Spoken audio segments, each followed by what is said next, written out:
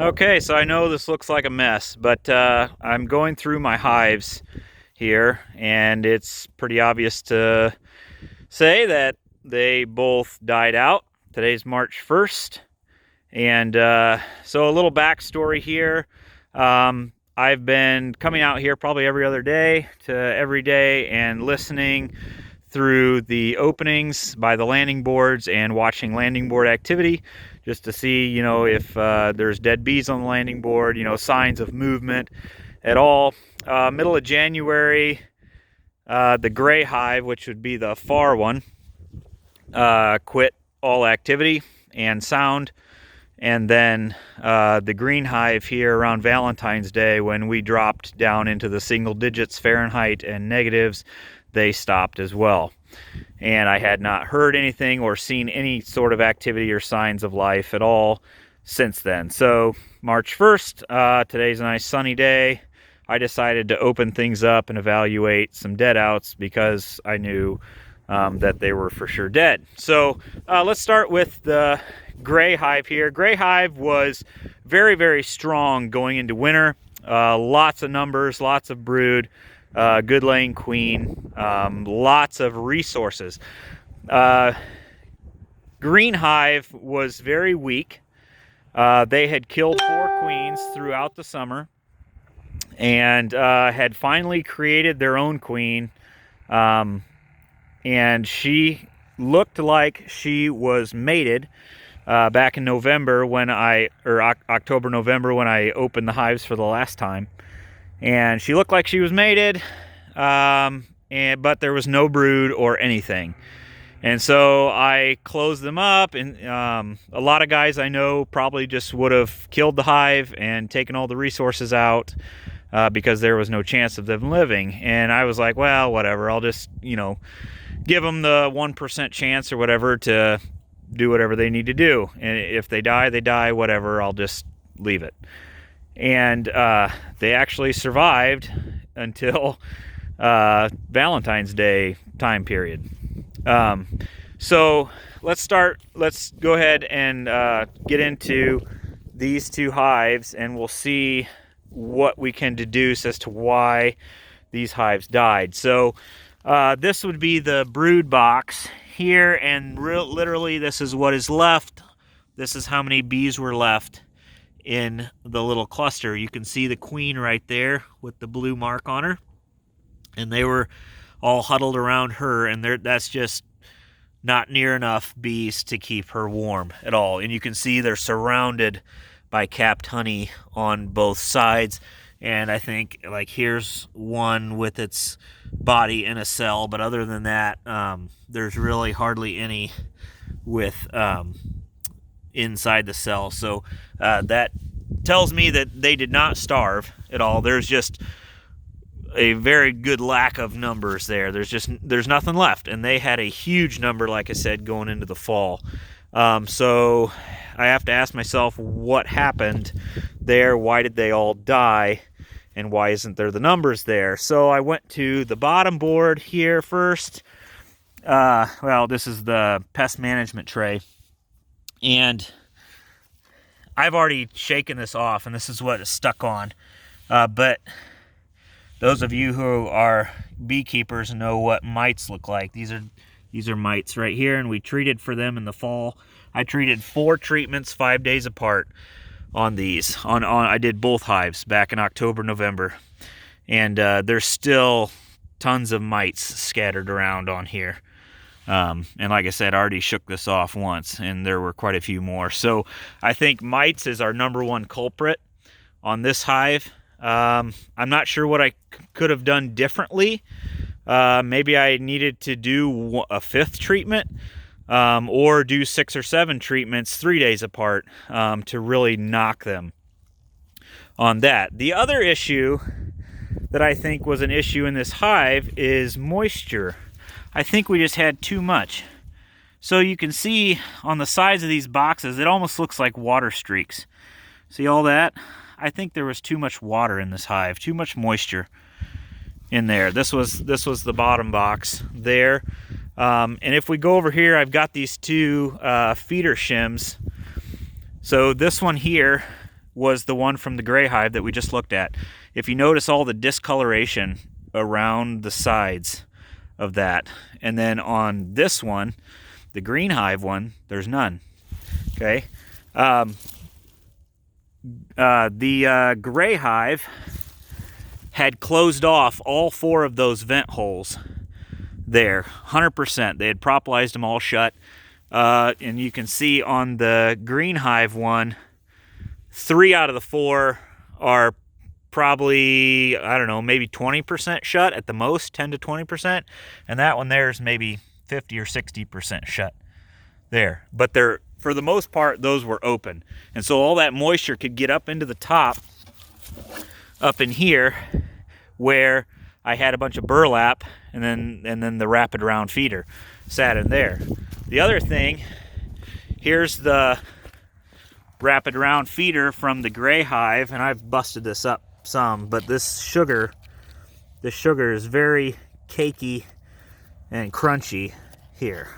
I mean, very, very thick. It soaked up a lot of moisture because this was the only hole that moisture could come up through, and then it got into the sugar and made the sugar all cakey. So I think moisture and mites were the biggest culprit on the Gray Hive. So moving over to the Green Hive, the hive that was very weak, that going into winter, look at all these bees on there. And they didn't hardly sit. Whenever I would look, I could hear a lot in there, but there might be 1 or 2 or 3 dead bees per day coming out of there. So I was like, well, they just have, very small numbers. I'm just going to see how long they can last. And yeah, it'll just be an experiment. So this is the bottom box, or the brood box on them. So I broke this apart, and you can see a much bigger size cluster than the Gray Hive had, for sure. So I don't know, that queen must have started laying after I closed them up, for the winter. And there's bees just kind of scattered around, but the bulk of it was on like just 2 or 3 frames here wide, but a decent size. And I've shaken some of these off already too, but the biggest thing you can see here, look at all those cells. There's a bee in just about every single one of those cells. And look what's around it. Nothing. No food source. No food stores. So these bees starved. That was the problem here. Just about every single cell has a bee in it. And throughout that cluster, even on this side here. So we can, see if we brush these away. See, there's a little bit of brood there. So she was laying. She had started laying. And yeah, all these bees were stuck in those cells, and they starved out. So I think the moisture was fine in here. Oh, and the other thing I wanted to show you, well, 2 other things. Here is when we're talking about moisture. So here's a little bit. This is so much thinner. This cakiness is so much thinner, and then it gets into nice powdery, regular granulated sugar on there. So this soaked up so much less moisture in that feeder shim because those vent holes were open, and the burlap soaked it all up. But I wanted to show you this board here. I have not shaken this board off. Here, there is 0 mites on this board, none at all. I had treated these bees at the exact same time that I treated those, but at that time, this one did not have any brood in it. Remember that I had found that queen, and she looked like she was mated, but she had not started laying yet. And that one was full of brood. And I treated them both 4 times, 5 days apart. And that one there had quite a few mites. This one had none. So we killed. The treatment was very effective on this hive because there was no brood. And even though we treated 4 times, 5 days apart on that hive, the mites still prevailed there, and all those bees died. So to wrap up, it's a little depressing. First year losing both the hives, but I knew I mean, I had assumed this one here was going to die just because of all the queen issues that I had over the summer, and I had to keep moving frames of brood from that hive over to this hive to try and keep them alive and going. And they would let, you know, I would put a queen in there, they would accept her, they'd let her run around for a week and lay a few eggs, and then they'd kick her out. And that cycle just kept going on and on and on. I bought 2 different queens and then let them raise one. And then they let her, she came back, started laying, they kicked her out, and then they made the 4th one, which finally stayed. But like I said, I didn't think that she looked mated, but she hadn't started laying yet. So I thought that, you know, they were done for because they weren't going to make any more bees. Well, you can see on the board there, they made more bees, which I think was really, really cool. And had they had the food stores, they would have survived. But one more thing I didn't tell you is in the fall when I noticed all that, any full frame of feed, of honey, nectar, whatever, I moved from this hive and swapped it out with a half full or 1/3 full frame that was in that side, so that hive had 100% chock-a-block full of food, and these guys were like half or 1/3 of what they needed. And had I known that they were going to start laying and actually, you know, try to survive, I definitely would have left that on, and who knows, maybe they would have been alive. But I've got 2 more. I bought 2 more hives. We're going to put 2 more in line here, and I've got 3 packages coming. I've got to order 1 more because I didn't think I would lose both of these. So I got to get another one ordered, and 2021 May is going to be here before we know it, and we're going to be off to the races again. So just wanted to update everybody on where things are at. It's a bummer, I know, but nothing we can do about it now. I'm in the livestock industry, and I'm used to death, so I can't say I'm really callous to it, but it's not a new thing to me.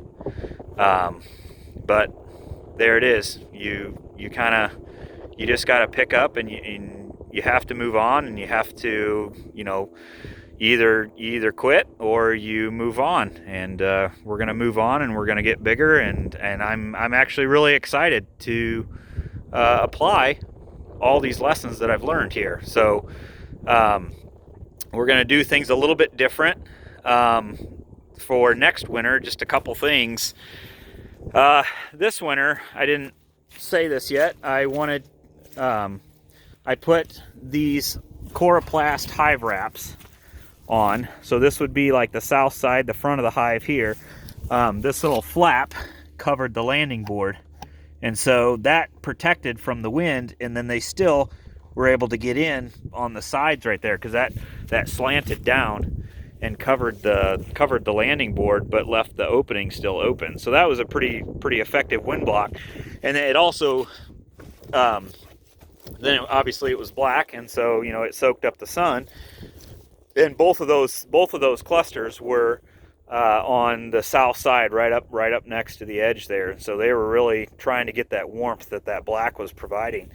So I really like the black Choroplast, you know, that went all the way around like that.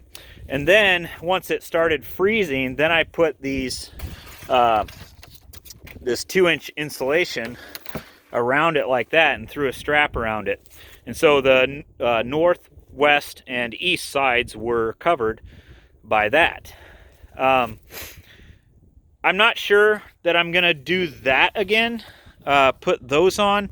I do want to create an external wind block around all of it. As you can see, like out here, I mean, the wind just really whips in from all directions. There's no protection at all for these, and so I think that is a 100% must.